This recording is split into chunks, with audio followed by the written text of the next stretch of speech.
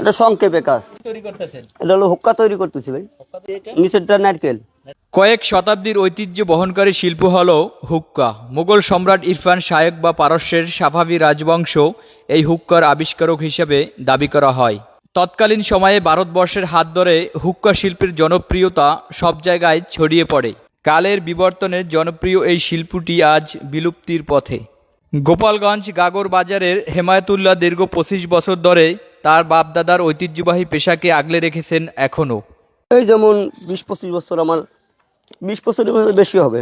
২০-২৫ বছর বেশি হবে। হ্যাঁ, যেমন বয়স তার কম না, ৩৮-৪০ চলতেছে। আচ্ছা আচ্ছা, আর তাহলে তো আপনার বাবা দাদারা এটা তো এগুলো তৈরি করছে, কিন্তু আব্বাই রাগ করতেছে, বলতেছে এটা ধরে রাখো, ভবিষ্যতে কাজ হবে। এই জন্য আর কি এটা এটা ধরে রাখতেছি, তাই আবার শুরু করলাম। এই খোল দিয়েই তৈরি হয় না অন্য কিছু দিয়েও হুক্কা তৈরি করা যায়? হুক্কা তৈরি করা যায় পিতলের, যেমন পিতল দিয়ে যদি কেউ বানায় দেয় এরকম কোয়ালিটি করে, তাহলে হবে। পিতলের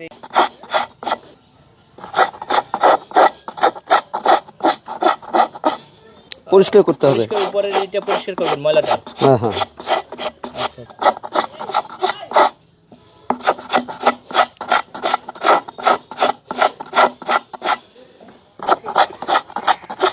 তামাক তো কিনে আনা হয়, কিনে আমি এই চিটে মিটে দিয়ে মাখানো হয়, ডাব মিঠে বলে যার ফলে। আর একজন তৈরি করে সেই কানাইপুর বলমারি। বলমারি কোথায়? এলো হলো ফরিদপুরের মধ্যে, এটা অন্য ডিস্ট্রিক্টে, অন্য ডিস্ট্রিক্টে। কিন্তু এই কোটালীপাড়ার মধ্যে আমরা এই 3 ফ্যামিলি আছি, আর কেউ নাই না।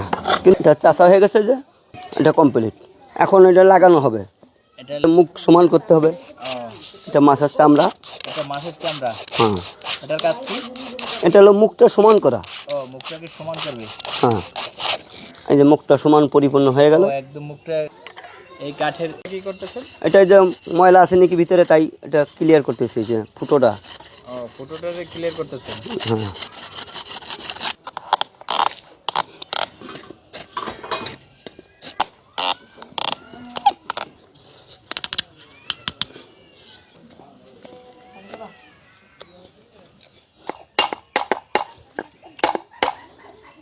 মুখটা ফুটো করতেছি, টানবে সেই জন্য এটা ফুটো করতেছি।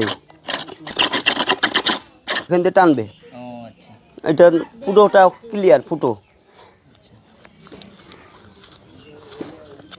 মুখটা সমান হয়ে গেল, এই যে হুক্কা তৈরি হয়ে গেল। ভাই এই কি হুক্কা রেডি? একদম এটা রেডি হয়ে গেল। এই যে এখন কি বের হবে? দোয়া এটার থেকে ধোয়া বের হবে।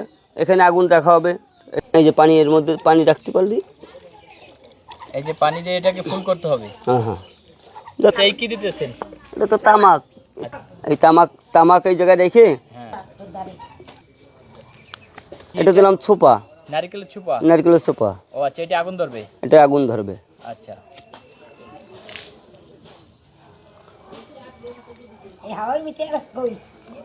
এই যে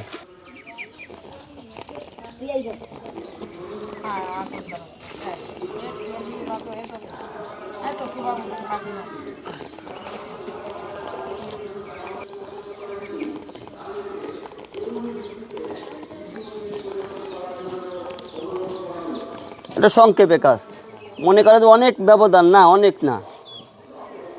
কমপ্লিট।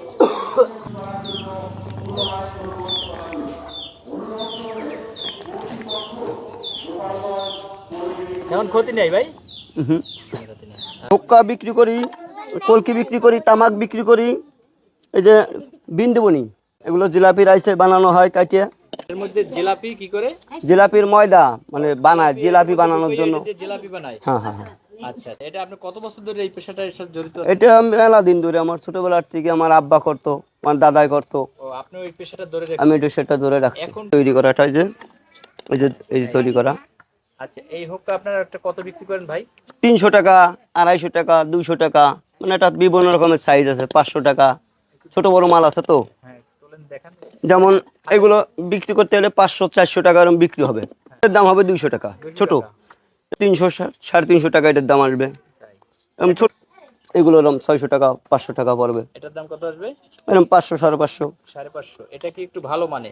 আর একটু ভালো, আবার কাঠটা একটু বড়। তাই?